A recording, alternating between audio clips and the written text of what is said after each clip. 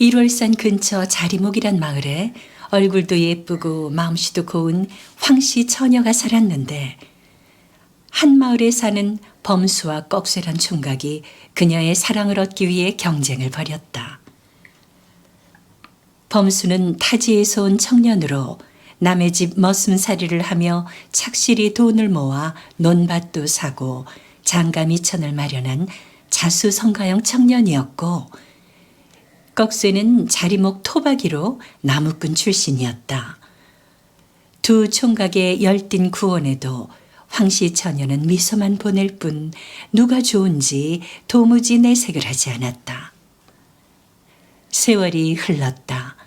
이제 나이가 찬 처녀는 더 이상 혼기를 늦출 수 없었다. 결정을 내려야 할 순간이 온 것이다. 사실 그녀는 부끄러워 내색을 못했을 뿐 거칠고 저돌적인 성격을 지닌 꺽쇠보다는 온순하고 부드러운 범수를 더 마음에 두고 있었다. 매파를 통해 그녀의 속마음을 알게 된 범수의 기쁨은 이루 말할 수 없었다. 화창한 가을날, 마을 사람들의 축복 속에 범수와 황씨 처녀의 혼례식이 성대히 거행되었다. 꺽쇠는 타지에서 온 근본도 모르는 놈에게 각시를 뺏겼다며 울분을 터뜨렸지만 이미 엎질러진 물이었다. 그날 밤은 유난히 달이 밝았다. 호사스러운 병풍과 비단 이불이 깔린 신방에서 신랑과 신부는 합 한 줄을 나누고 잠자리에 들 준비를 했다.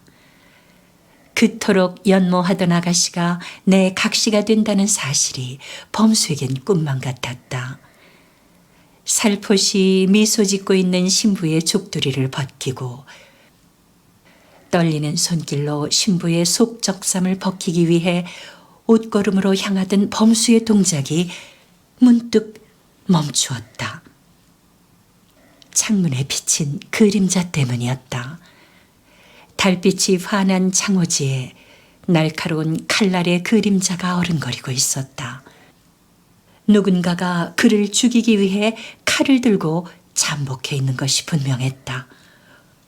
혹시 질투심에 눈이 먼 꺽쇠가 나를 죽이려고? 여기에 생각이 미치자 범수의 등골에 식은땀이 흘러내렸다. 겁에 질린 범수는 앞뒤 가릴 새도 없이 신부도 버려둔 채 허겁지겁 도망을 쳤다. 그리고 일월산을 벗어나 어디로인지 사라지고 말았다. 황씨 처녀는 영문도 모른 채 신랑을 기다리며 첫날 밤을 꼬박 뜬 눈으로 세웠다. 세월이 속절없이 흘렀다. 먼 곳으로 도망친 범수는 그곳에서 터를 잡고 새장가를 들었다. 옛 상처를 잊으려는 듯 열심히 살았고 부부 사이 금술도 좋았다. 그런데 슬아에 자식이 없었다. 아이가 태어나자마자 죽거나 사산을 했기 때문이었다. 내 전생에 무슨 죄를 저질렀기에 이런 일을 당한단 말인가? 범수는 생각 끝에 용하다는 무당을 찾아갔다. 여인의 사무친 원한이 아이를 앗아가는구나. 무녀는 원귀의 소행이라며 속히 일월산의 자리목으로 가보라고 했다. 범수는 그 길로 일월산으로 달려갔다. 옛 신부의 집은 폐가처럼 황량하기 그지없었고 잡초가 무성한 뜰엔 풀벌레 소리만 요란했다. 그러나 옛 신방엔 아직도 불이 밝았고 방문엔 여인의 그림자가 비치고 있었다. 결혼 초야를 떠올리며 감회에 젖어 방문으로 향하던 범수의 시야에 달빛에 흔들리는 대나무 그림자가 들어왔다. 범수는 비로소 알았다. 첫날 밤 창문에 비쳤던 것은 칼 그림자가 아니라 달빛에 비친 대나무 그림자였다는 것을. 범수는 순간적인 착각으로 죄 없는 신부를 버렸다는 사실을 깨닫고 회한의 눈물을 삼켰다. 그리고 설렘과 두려움이 교차하는 가슴을 안고 가만히 방문을 열었다. 거기 희미한 촛불 너머로 오색 족두리에 연지곤지로 단장한 신부의 모습이 보였다. 그녀는 첫날 밤 그 모습 그대로 앉아 있었다. 이 몹쓸 놈을 여태껏 기다려 주었구려.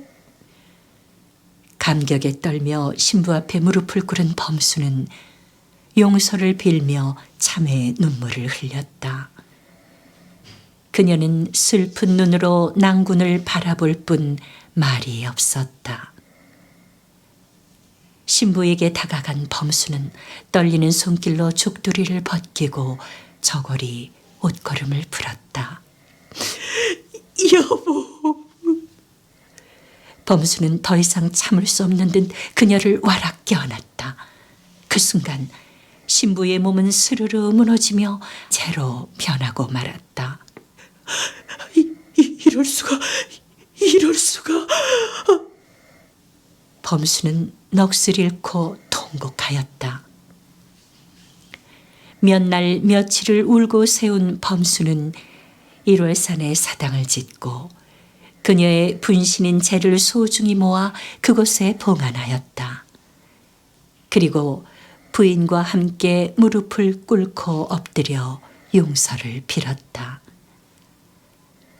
그 후 범수 부부는 그토록 소원하던 자식을 갖게 되었고 자손이 번성하여 일가를 이루게 되었다. 사람들은 이 당집을 황씨 부인당이라 불렀는데 이곳에서 빌면 반드시 아이를 갖게 된다고 하여 해방 전까지만 해도 자식 갖기를 바라는 여인들의 발길이 끊이지 않았다고 한다. 당신의 손길만 스쳐도 소리 없이 열리는 돌문이 있습니다. 무사람이 조바심치나 굳게 닫힌 이 돌문 안에는 석벽 난간 12층계 위에 이제 검푸른 이끼가 앉았습니다. 몇 말리 굽이치는 강물을 건너와 당신의 따순 손이 저의 목덜미를 어루만질 때 그때야 저는 이유도 없이 한줌 티끌로 사라지겠습니다.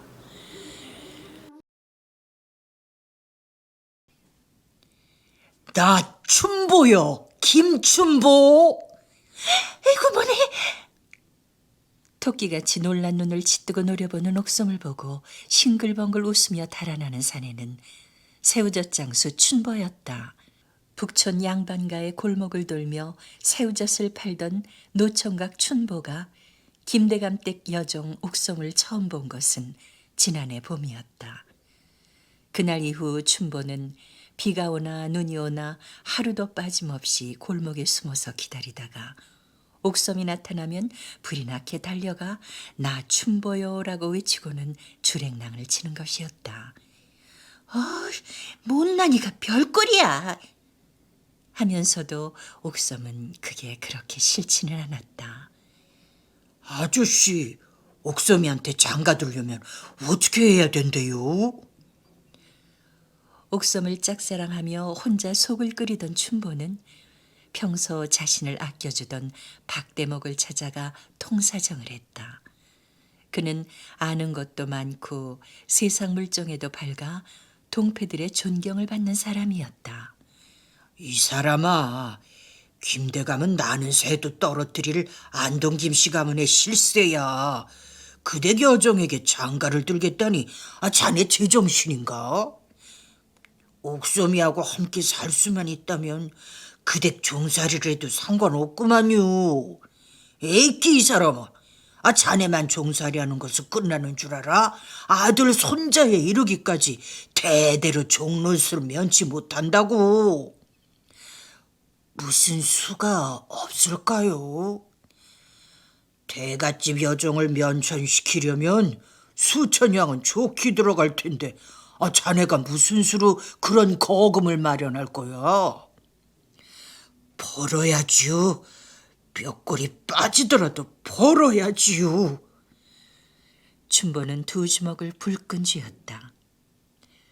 그런 어느 날 옥섬은 안방 마님의 부름을 받았다. 옥섬은 김대감의 부인이 시집올 때 데리고 온 교전비로서 특별히 아끼는 하녀였다. 옥섬아, 유모가 친정 나들이를 갔으니 오늘부터 당분간 네가 도련님을 보거라. 예, 아시마님. 혹시 울거나 보채거든 이걸 주면 잘 가지고 노느니라. 부인은 장에서 금두꺼비를 꺼내 탁자 위에 올려놓았다. 마치 살아있기라도 한 듯 눈을 부라리고 있는 두꺼비의 형상을 보며 옥심은 왠지 불길한 생각이 들었다. 그 예감은 며칠 후 현실로 나타났다. 김대감의 어린 아들이 장난감처럼 가지고 놀던 금두꺼비가 감쪽같이 사라지고 만 것이었다. 그 물건을 마지막으로 본 것이 옥섬이었고 무시로 안방 출입을 한 하녀도 옥섬이었기에 꼼짝없이 범인으로 지목되고 말았다. 누구보다 아꼈던 몸종의 배신에 화가 난 부인은 옥섬을 광에 가두고 신문을 하기 시작했다. 너 혼자 그런 짓을 했을 리는 없고, 응? 누구한테 금두꺼비를 줬는지 바른대로 대지 못해? 마님, 억울합니다. 정말 쇳내는 모르는 일이옵니다. 인연이 그래도 안 되겠구나. 토설을 할 때까지 주리를 틀어라. 부인의 명에 따라 모진 고문이 계속되자 견디다 못한 옥섬은 그만 귀에 익은 이름을 대고 말았다. 춘보입니다. 김춘보. 오, 그래. 그놈이 사는 곳을 어서 대거라. 매일 아침 새우젓을 팔러 대문 앞으로 옵니다요. 말을 마친 옥섬은 혼절을 하고 말았다. 그런 줄도 모르고 옥섬을 기다리며 대문 밖을 서성이던 춘보는 하인들에게 붙잡혀 광으로 끌려왔다. 짝사랑하는 옥섬이의 참혹한 모습을 본 춘보의 가슴은 미어질 것 같았다. 이놈아, 금두꺼비를 어떻게 했느냐? 금두꺼비라뇨? 옥섬이가 내 놈한테 주었다고 이미 실토를 했다. 포청에 넘겨서 물고를 내기 전에 금두꺼비를 내놓든지 금값을 물든지 양당간에 결정을 해라. 옥섬이가 분명 이 김춘보에게 주었다고 했나요? 그렇다니까. 춘보는 옥섬이가 자기 이름을 기억해 주었다는 사실에 감격했다. 물어드리지요. 제가 물어드리지요. 헌데 그게 얼마나 나가는 건가요?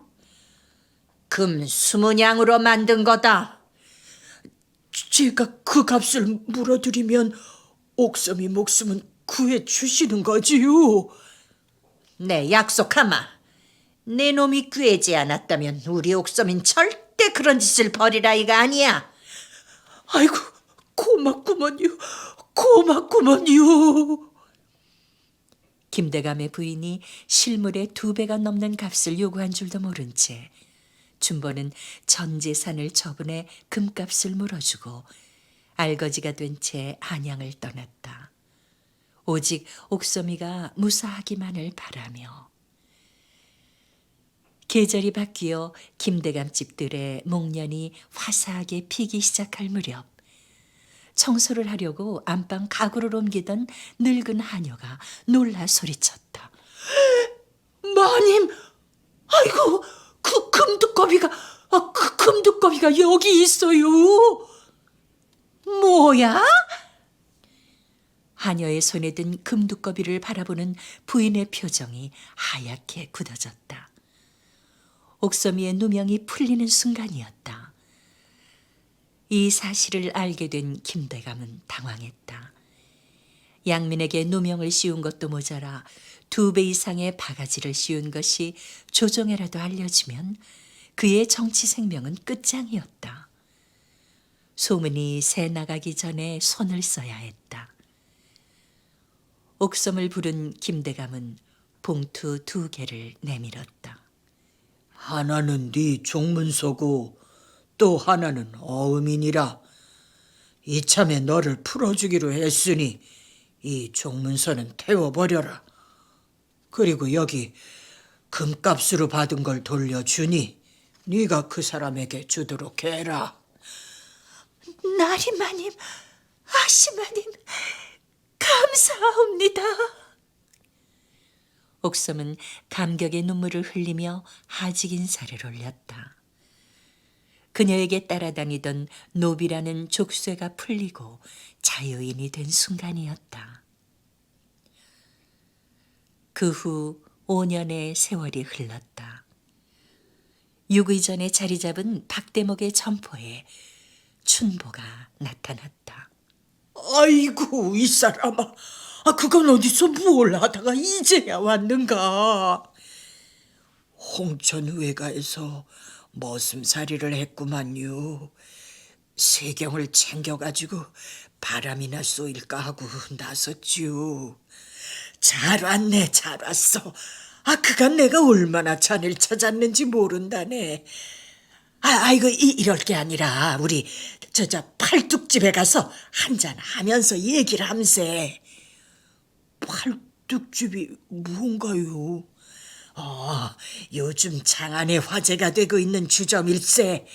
거기 오는 모든 손님에게 안주인이 공짜로 술을 한 잔씩 주는데 문구멍으로 팔뚝만 내밀어서 술을 따라준다고 해 붙여진 이름이라네. 소문난 집답게 팔뚝집 안은 손님들로 가득 찼고 여주인이 따라주는 공짜 술을 맛보려는 사람들이 긴 줄을 이루고 있었다. 차례가 돼 춘보가 방문 앞에 서서 술잔을 내밀자 문구멍 밖으로 팔뚝을 내밀어 술을 따르려던 손이 일순 멈추었다.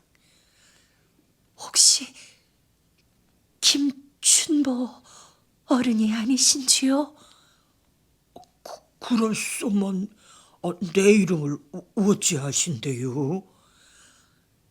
그러자 문구멍으로 내다보는 눈동자에 이슬이 맺혔다. 어서 이 어른을 안방으로 모셔라. 감격에 겨운 목소리의 주인공은 바로 옥섬이었다. 김대감 집을 나온 옥섬은 춘보를 만나 돈을 전달하려 했지만 찾을 길이 없자 우선 그 돈으로 주점을 차리고 춘보를 기다리기로 했다.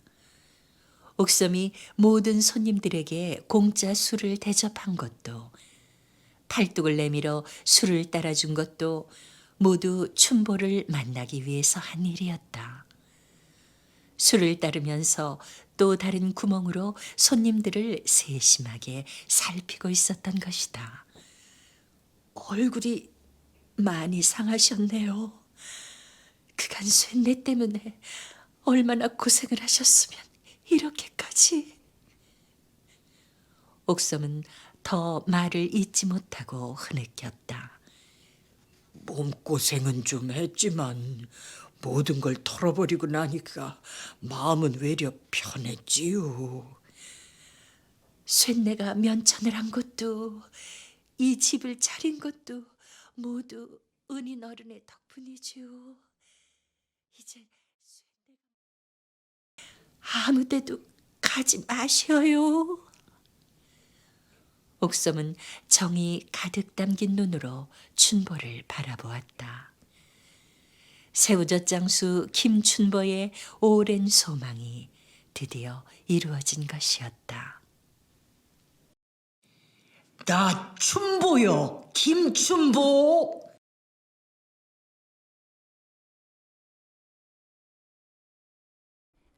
우남산 고갯길을 따라 부지런히 걷고 있던 홍생은 걱정스러운 얼굴로 비구름이 몰려오는 하늘을 바라보았다.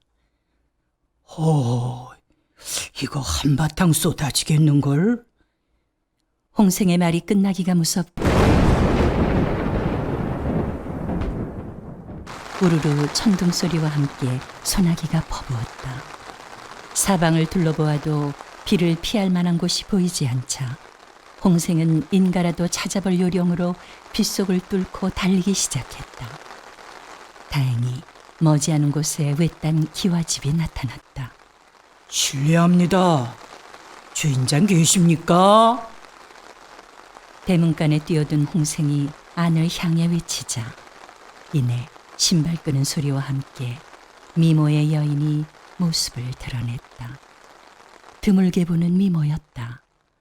과거 보러 한양으로 가는 과객입니다. 비가 그칠 때까지 좀 쉬어갈 수 있겠습니까? 여인은 비를 맞아 물에 빠진 생쥐꼴을 하고 있는 홍생이 측은해 보였는지 들어오라며 집 안으로 안내했다. 잠시 후 홍생이 툇마루에 걸터 앉아 비 그치기를 기다리고 있자니 여인이 부엌에서 소반을 들고 나왔다. 비를 맞아 추우실 것 같아 술을 좀 데워왔습니다. 뜻밖의 호의에 몬들 바를 몰라 하는 홍생을 향해 여인은 한독을 푸는 데는 술만한 게 없다며 손수 술을 따라주기까지 했다. 추위의 언 속에 따뜻한 술이 들어가자 이내 몸이 노곤해지면서 취기가 올라왔다. 다른 식구들은 출타 중인 모양이죠? 예, 이 집엔 저 혼자 살고 있답니다. 아니 그럼 바깥 양반은? 홍생의 질문에 말없이 고개를 숙이고만 있던 여인은 마지못한 듯 자신의 처지를 털어놓기 시작했다. 그녀의 이름은 임녀였다. 고을에 1등 가는 미녀로 소문이 났던 그녀는 18 꽃다운 나이에 마을의 갑부 김초시댁 외아들과 혼례를 올렸다. 그러나 결혼 첫 해에 돌림병이 돌아 시부모와 남편이 모두 사망하고 그녀 혼자만이 살아남게 되었다. 일이 이렇게 되자 마을 사람들은 그녀를 불길한 여인으로 낙인 찍고 부정탄다며 접근하기를 꺼린다고 했다. 이 집에 사람이 찾아온 건 3년 만에 처음이랍니다. 홍생은 그녀가 자신을 선뜻 받아준 까닭을 비로소 알 것 같았다. 비는 좀채로 그칠 기색을 보이지 않고 날이 저물어가고 있었다.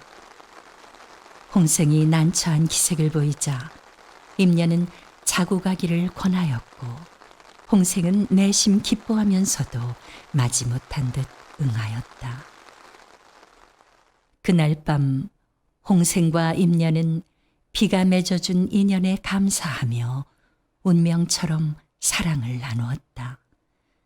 한창 피어날 나이에 정상이 돼 고독 속에 살아온 임녀는 다시는 정인을 잃기 싫은 듯 애절한 눈빛으로 홍생을 바라보며 속삭였다. 저를 버리시면 안 돼요. 서방님이 저를 버리시면 죽어 상사뱀이 돼서라도 서방님의 뒤를 쫓을 것입니다. 내가 그대를 버리면 천벌을 받을 것이요.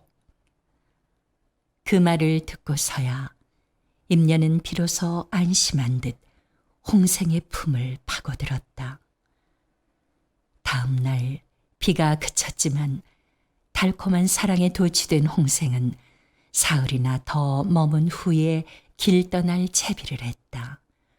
더 지체했다가는 과거를 놓칠지도 모를 일이었다. 홍생은 사랑하는 임녀를 떼어놓고 가려니 발길이 차마 떨어지지 않았지만 어쩔 수 없는 일이었다. 서방님, 쇳내가 애타게 기다리고 있다는 걸 부디 잊지 말아주시어요. 우린 하늘이 맺어준 인연 아니요. 내가 어찌 당신을 잊을 수가 있단 말이오. 이번 과거에 반드시 급제해 당신을 데리러 가마를 보내겠으니 안심하고 기다려 주시오. 홍생은 굳게 맹세하고 한양으로 떠났다. 달이 가고 해가 바뀌었다. 임녀는 매일같이 산정에 올라 멀리 한양이 있는 북쪽 하늘을 하염없이 바라보았다. 그러나 한 번 떠난 연인으로부터는 아무런 소식이 없었다. 기다림의 세월 속에 임녀는 몸도 마음도 서서히 병이 들어가고 있었다. 또한 그렇게 세월이 속절없이 흘러갔다. 신임사또의 행차를 알리는 나팔 소리와 함께 긴 행렬이 이어지고 있었다. 이번에 고흥 현감으로 발령받고 부임길에 오른 홍생은 마리에 앉아 감개무량한 표정으로 주위의 풍경들을 바라보았다. 멀리 우남산 봉우리가 시야에 들어오자 가슴에 묻어두었던 옛 추억이 떠올랐다. 그동안 양가의 처녀를 맞아 결혼도 하고 슬아의 자식도 두었지만 첫사랑 임녀를 잊은 적은 없었다. 현청에 도착해 공식 업무를 서둘러 끝낸 홍생은 설레는 마음으로 우남산 임녀의 집을 찾아갔다. 세월의 풍상 속에서도 옛집은 그대로였다. 홍생은 두근거리는 마음을 진정시키며 소리쳤다. 이리 오너라. 이리 오너라. 잠시 후 빗장 따는 소리와 함께 대문이 열리고 임녀가 모습을 드러내었다. 홍생을 본 임녀는 자지러질 듯 놀라며 와락 홍생의 품에 뛰어들었다. 서방님, 왜 이제야 오셨소? 왜? 서럽게 우는 임녀를 다독이는 홍생의 눈에도 눈물이 흘렀다. 그날 밤 두 사람은 10년 세월의 이별을 보상받기라도 하려는 듯 뜨겁게 사랑을 나누었다. 다음 날 아침 홍생이 일어나 보니 임녀는 아직도 자고 있었다. 임녀, 몹시 피곤했던 모양이구려. 흐뭇한 미소를 지으며 홍생이 이부자락을 들치자 슉 소리와 함께 거대한 구렁이가 머리를 내어밀었다. 으아! 비명을 지르며 뒷걸음질 치는 홍생을 향해 구렁이는 아가리를 벌리고 다가왔다. 서방님을 기다리다 말라 죽은 내 꼴을 보시오. 왜 맹세를 어겼소? 왜? 이제 다시는 서방님을 놓치지 않을 것이오. 혼비백산한 홍생은 의관도 갖추지 못한 채 허둥지둥 도망쳐 관저로 돌아왔다. 그날 이후 구렁이는 밤마다 홍생의 처소로 다가와 이불 속으로 스르르 기어들며 홍생의 품을 파고들었다. 홍생의 안색은 나날이 창백해지고 몸은 말라갔다. 견디다 못한 홍생은 불갑사의 노 스님을 찾아가 조언을 구했다. 노 스님의 조언에 따라 홍생이 임녀의 집을 헐고 그 자리에 암자를 지은 후 크게 위령제를 올렸다니 그 후부터 구렁이는 다시는 홍생 앞에 나타나지 않았다. 그 암자가 바로 우남산의 수도암이라고 한다. 옛날 진천 땅에 추천석이란 가난한 농부가 살고 있었다. 설한풍이 몰아치는 겨울밤, 가물거리는 등잔불 아래서 추천석이 새끼를 꾸고 있는데 검은 도포를 입은 사람이 호련히 나타났다. 누구세요? 추천석의 물음에 사나이는 빙글에 미소를 지었다. 자네를 데리러 저승에서 온 자살하네. 저승 자살? 그럼 전 죽어야 되나요? 자네 명운이 다 되었네. 그만 가세나. 처사님, 저기 애들 좀 보라고요. 고생 끝에 쭉정이만 남은 집사람 혼자서 저 철부지들을 어떻게 먹여 살린대요? 산 사람은 어떻게든 다 살게 돼 있는 법. 갈 길이 머니 서두르게나. 저승차사의 독촉을 받고 무거운 발길을 떼어놓는 추천석의 마음은 천갈래 만갈래 찢어지는 듯했다. 정든 집을 뒤로하고 끝없이 펼쳐진 황량한 어둠의 세계를 통과하자 이내 이승과 저승을 가르는 황천강에 나타났다.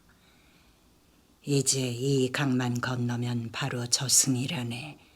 너무 염려 말게. 보아하니 자넨 좋은 데로 갈 사람 같으니. 혼자 좋은 데로 가면 뭘 한대요? 저 자식은 저기서 죽을 고생을 하는데. 추천석은 아득히 멀어지는 이승 세계를 바라보며 두고온 처자식을 걱정해 가슴이 저려왔다. 네가 추천석이가 분명하냐? 저승차사에게 이끌려온 추천석을 보며 염라대왕이 물었다. 추천석이 그렇다고 대답하자 이번엔 생년월시를 대보라고 했다. 무술년 7월 초 1의 날 해시구먼요.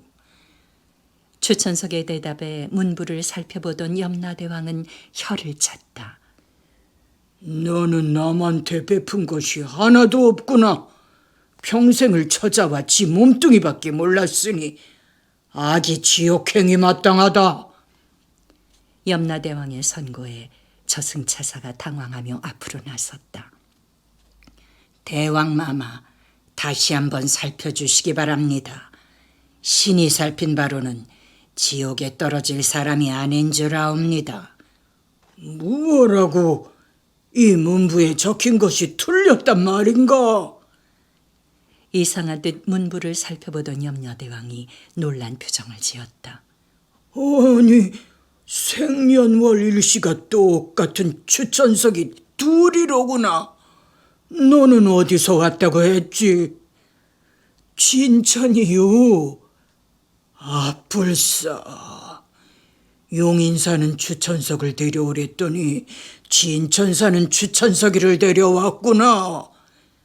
황공하옵니다, 대왕마마. 당황하는 저승차사를 향해 염라대왕이 호통을 쳤다. 어서 이 사람을 보내주고 용인 사는 추천석이를 데리고 오라. 추상 같은 호령이 떨어지자 저승차사는 어리둥절하는 추천석을 데리고 불이 나게 이승으로 달려갔다. 그러나 추천석이 숨이 턱에 닿을 듯 진천에 도착했을 땐 이미 시신을 땅에 묻은 후였다. 여보, 내가 돌아왔소. 내가. 일용아, 삼용아, 애비가 왔다. 추천석이 목이 터져라 불렀으나 아내와 아이들은 무덤가에서 울고만 있을 뿐이었다. 이놈들아, 울지만 말고 어서 애비 시신을 꺼내놔. 어서. 그러나 추천석이 아무리 발을 구르고 용을 써도 그들 귀에는 들리지 않으니 어쩌랴. 추천석은 억장이 무너졌다. 들어갈 몸이 없으니 이 일을 어쩐디야. 그때 문득 자신과 운명이 바뀐 용인의 추천석이 떠올랐다. 저승차사가 지금쯤 그를 데려갔을 테니 아직 시신을 묻지 않을 게 분명했다. 추천석은 식구들을 뒤로 한 채 서둘러 그곳을 떠났다. 용인의 추진사 집은 으리으리한 양반가였다. 집안 곳곳에 조둥이 걸리고 방 안에선 곡소리가 터져나오고 있었다. 추천석의 혼백은 곡소리가 흘러나오는 방문으로 바람처럼 스며들었다. 방 안엔 추진사의 시신을 앞에 두고 부인 황씨와 아들 명식이 슬피 울고 있었다. 주천석의 혼백은 주저없이 시신의 육신 안으로 들어갔다. 그러자 굳어있던 추진사의 시신이 꿈틀하더니 늘어지게 기지개를 치면서 벌떡 일어났다. 아버님! 아이고, 영감, 살아나셨군요. 주천석은 감격해하는 두 사람의 얼굴을 멀뚱히 바라보았다. 누구세요? 영감, 저예요. 절 모르시겠어요? 아버님, 소자 명식이옵니다. 아니구만요. 소인은 진천 사는 농사꾼이구만요. 저승차사의 실수로 혼이 바뀌었다니까요. 아버님, 그게 도대체 무슨 말씀이세요? 아이고, 명식아, 아직도 정신이 혼미한 모양이시니까 좀 쉬시게 하자꾸나. 마님, 그게 아니라니까요. 소인놈은 시방 우리 식솔들 돌보러 진천에 가야 해요. 제발 좀 보내주세요. 주천석은 꾸벅 절을 하더니 말릴 사이도 없이 밖으로 뛰어나갔다. 명식아, 어서 네 아버지 붙잡아라. 여보, 나야, 내가 돌아왔어. 주천석이 소리치며 마당 안으로 들어서자 절구질을 하던 부인이 의아한 표정으로 바라다 보았다. 아니, 웬 어르신네가 그런 해괴한 소리를 하신대요? 여보, 나라니까. 주천석이 와락 달려들며 부인의 손을 잡자 부인은 펄쩍 뛰며 아이들을 불렀다. 그러자 엄니, 무슨 일이에요? 하며 아이 셋이 득달같이 뛰어나왔다. 저 양반이 실성을 했는지 나를 여보라고 하질 않나, 손을 잡으려고 하질 않나. 아이고 참. 부인의 말을 듣고 일령이가 눈에 쌍심지를 켜고 앞으로 나섰다. 아이고, 이거 보세요. 양반이면 양반다운 처신을 하시라고요. 일용아, 나요의 애비야, 이놈아. 우리 아버진 돌아가셨는데 어르신네가 어떻게 우리 아버지란 말이에요? 과부를 희롱하다 들키니까 둘러대기는. 아이고 참, 여보, 내가 임자 남편이 분명한 증거를 대볼까? 당신 가슴 한가운데 돈짝만한 점 있지? 아이고 머니나, 그걸 어떻게? 부인이 소스라칠 듯 놀라자 주천석은 신이 난 듯 일령아, 너 불알 밑에 바달만한 점 있지? 이번엔 일용의 얼굴이 붉어졌다. 당장 나가요. 안 나가면 관가에 고발할 거구만요. 화가 난 일용이 주천석에게 달려드는데 명식고 항씨 부인이 허겁지겁 달려왔다. 영감 채모에 이 무슨 망신이십니까? 어서 집으로 가십시다. 황씨와 명식이 부축하려 하자 주천석은 못 가요. 여기가 내 집인데 어디로 간단 말이오? 하며 완강히 버텼다. 결국 이 일은 관가의 판결을 받을 수밖에 없게 되었다. 무엇이라? 사실인즉 진천 고을의 농부 추천석인데 저승차사의 실수로 잘못 끌려가는 바람에 용인 사는 추천석에 육신을 빌렸다고. 그렇구먼요. 아무리 말을 해도 믿어주질 않으니 미치고 환장하겠구먼요. 사또는 황씨 부인에게 물었다. 이 사람이 부인의 지아비가 분명하오? 아이고, 예, 물론이옵니다. 그럼 너는 이 사람이 죽은 내 남편의 혼이 실린 게 분명하냐? 이 사람의 한 말을 곱씹어 보니 분명히 그렇구먼요. 이 씨의 대답에 사또는 난처한 듯 수염을 쓰다듬었다. 사또나리, 소인은 대체 어느 땅의 추천석입니까요? 모두의 주시 속에 사또가 입을 열었다. 그대가 아무리 저승을 이야기하나 사람이 죽고 사는 것은 그 육신이 죽고 사는 것으로 판가름하는 것이 이승의 법도니라. 그대는 진천 고을의 추천석이 아니라 용인 고을의 추천석임이 분명하다. 안 돼요. 그럼 우리 식솔들은 누가 먹여 살린대요? 울부짖는 추천석을 향해 사또는 2번 다시 진천 땅을 밟는 일이 없도록 하라. 그럴 시엔 부모 사친과 부녀자 희롱죄를 엄하게 물을 것이다. 라고 하며 자리를 떴다. 망연자실에 있는 추천석에게 부인 이씨가 다가왔다.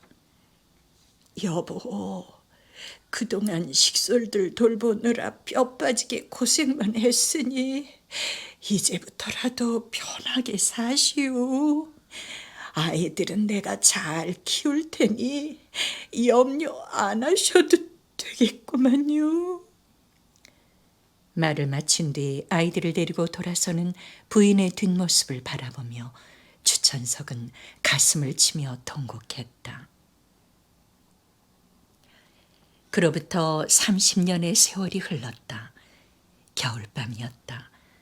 부인 황 씨는 아랫목에서 편안히 잠들어 있고 추천석은 촛불 아래 웅크리고 앉아 새끼를 꼬고 있었다. 아직도 그 버릇을 놓지 못했구만. 낯익은 음성을 듣고 추천석이 바라보니 어느새 왔는지 저승차사가 빙그레 웃고 있었다. 아이고 차사님, 내 기다리고 있었구먼요. 그래, 지난 세월 동안 양반으로 살아보니 어떻든가? 아이고 사람들이 그러대요. 살아서는 땅이 좋았고 죽어서는 용인 땅이 좋지 않았느냐고. 생거 진천, 사거 용인이라. 하지만 나는 하나도 안 좋았구먼요. 진천 식구들 때문에 목구멍에 밥이 넘어가야 말이지요. 차사님, 그 사람 데려갔나요? 진천 집사람 말이에요. 저승차사가 끄덕이자 추천석의 눈동자에 눈물이 어렸다. 그 사람도 갔구먼요. 아이고, 내 정신 좀 보게. 차사님, 어서 갑시다요. 추천석은 서둘러 일어서서 저승사자의 뒤를 따라 다시 한번 저승길에 올랐다.